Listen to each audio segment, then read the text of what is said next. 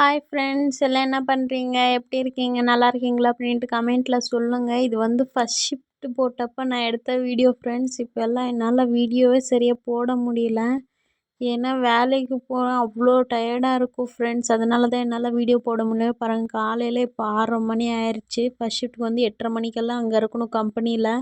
குளிக்க வந்து ஹீட்ரு போட்டு சாப்பாடு செஞ்சுட்டு பாக்ஸுக்கு போட்டு கிளம்பணும் ஃப்ரெண்ட்ஸ். வாங்க சரி சாப்பாடு செய்ய ஆரம்பிச்சிடலாம். ஹீட்ரு போட்டேன் நான் இப்போது. சாப்பாடு வந்து பார்த்திங்கன்னா இன்றைக்கி வெஜிடபிள் பிரியாணி பண்ணலாம் அப்படின்ட்டு எல்லாம் கட் பண்ணி வச்சுருக்கேன் ஃப்ரெண்ட்ஸ். இன்னும் பண்ண ஆரம்பிச்சிடலாம். தண்ணியில் கழுவிக்கலாம் முதல்ல நம்ம. வெஜிடபிள் பிரியாணி வந்து நான் அதை பார்த்து இதை பார்த்து யூடியூப்லலாம் பார்த்து செய்ய மாட்டேன் ஃப்ரெண்ட்ஸ். எனக்கு எப்படி வருதோ அந்த மாதிரி தான் நான் செய்வேன். அது போடணும் இது போடணும் அதெல்லாம் கிடையாது. பாத்திரம் இருக்குது, பாத்திரம் கழுவணும்.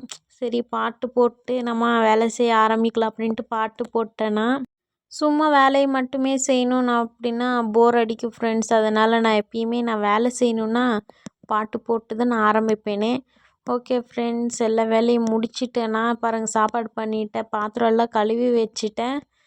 சாப்பிட்டு பாக்ஸுக்கு போட்டு கிளம்ப வேண்டியது தான் ஃப்ரெண்ட்ஸ். நான் வந்து நைட்டு மீதி இருந்துச்சு சாப்பாடு, அதை போட்டுக்கிட்டேன். டேஸ்ட்டுக்கு மட்டும் கொஞ்சமாக இந்த சாப்பாடு போட்டு நான் சாப்பிட்டேன். நல்லா இருந்துச்சு. பாருங்கள் எப்படி இருக்குது அப்படின்ட்டு. இதெல்லாம் நானாக தான் செய்வேன் ஃப்ரெண்ட்ஸ். டேஸ்ட்டெல்லாம் நான் பார்க்க மாட்டேன். அப்படி பண்ணணும் இப்படி பண்ணணும் அப்படின்னு நானாக எனக்கு எப்படி வருதோ நான் அப்படி வைப்பேன்.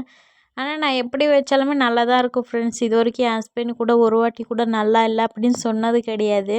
யூடியூப்பில் பார்த்தா அது இருக்கணும் இது இருக்கணும் அப்படின்ட்டு எல்லாமே இருக்கணும் அப்படின்னு சொல்லுவாங்க. ஆனால் நான் அப்படி கிடையாது. என்கிட்ட இப்போதைக்கு என்ன இருக்கோ அதை வச்சு நான் சாப்பாடு செஞ்சுருவேன். ஸோ அந்த மாதிரி தான் இப்போ செஞ்சு பாக்ஸுக்கு போட்டு நான் கிளம்பணும் ஃப்ரெண்ட்ஸ்.